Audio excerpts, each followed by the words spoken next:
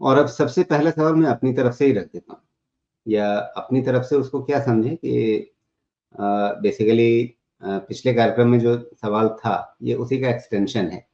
और यहाँ पे चार्ट में मतलब जो दर्शकों को कैंडल्स दिख रही हैं, वो असल में 2 दिन पहले तक की ही कैंडल दिख रही हैं, लेकिन भाव ताज़ा दिख रहा है 487 का। और वो 2 दिन की, पिछले 2 दिन की कैंडल दिख क्यों नहीं रही है? क्योंकि दोनों दिन कैंडल बनी ही नहीं उस तरह से। ओपन, हाई, लो, क्लोज सेम पॉइंट पर है, तो सिर्फ आपको एक डॉट नज़र आ सकता है अपनी छोटी स्क्रीन पे, तो नज़र आ सकता है, नहीं तो शायद दिखेगा भी नहीं। कहाँ पर है? ये पहला डॉट यहाँ पर है, जो 608 के आसपास का है, और फिर अभी ये बंद भाव जो है, वही ये एक दिन पहले का डॉट है 487 का। तो शोमेश, अपडेट लेने की ज़रूरत इसलिए महसूस हुई मुझे कि शायद अगर मैं ठीक से याद कर पा रहा हूँ, आप कह रहे थे 500 के पास जाएगा तब देखेंगे।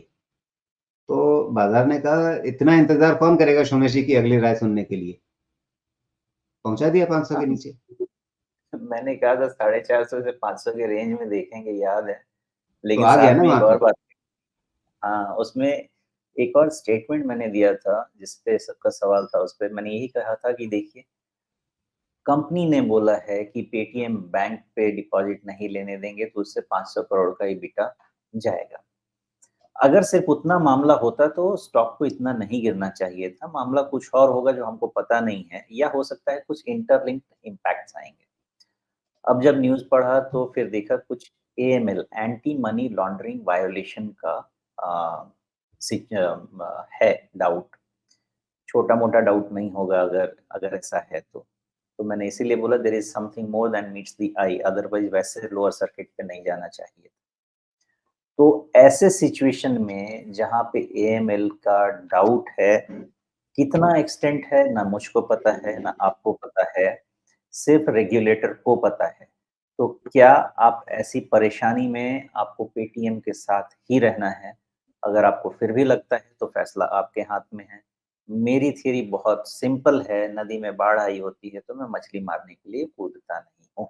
बिल्कुल अलग रहिए, बहुत से तरीके हैं अच्छा काम करने के लिए। अभी पेटीएम का स्ट्रक्चर पूरा चेंज हो रहा है, इतना खराब स्ट्रक्चर होना नहीं चाहिए था, हो रहा है। तो अब 450, 445 जो लास्ट होप एंड सपोर्ट है, क्योंकि देखिए 2 दिन का लोअर सर्किट है, लोग निकल नहीं पाए होंगे।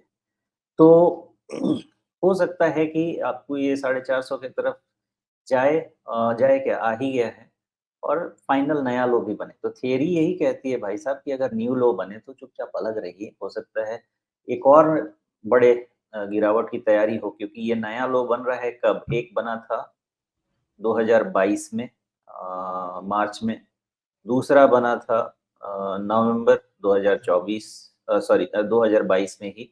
पहला बना था मार्च में, दूसरा बना था नवंबर में। अब फिर से इतने समय के बाद ये वापस आया है और बड़ी तेज़ी से आया है। कहीं न कहीं ये एक ट्रायंगुलर फॉर्मेशन बनाएगा, जिसका बेस बनना चाहिए 450, 440 के पास। वहाँ पे इवैल्यूएट करके देखते हैं क्या कोई डिमांड आती है, क्या नेगेटिव न्यूज़ आना रुक जाता है। क्योंकि एक बारी नेगेटिव न्यूज़ शुरू होता है, तो वन आफ्टर अनदर अनफ़ोल्ड होता रहता है। अब या तो इसमें आप अटके होंगे, या तो आप इसमें अटकना चाहेंगे। तो दूसरे वाले का जवाब ना है, अटकने की कोई ज़रूरत नहीं है। अगर आप इसमें फँस चुके हैं, तो फिर कुछ कर सकते नहीं हैं। किस लेवल से आप फँसे हैं उसका ध्यान रखिएगा। अगर 20-30% का नुकसान है तो लेके निकल जाना चाहिए, कहीं अच्छे जगह कर लीजिए या इसको रीवैल्यूएट कीजिए।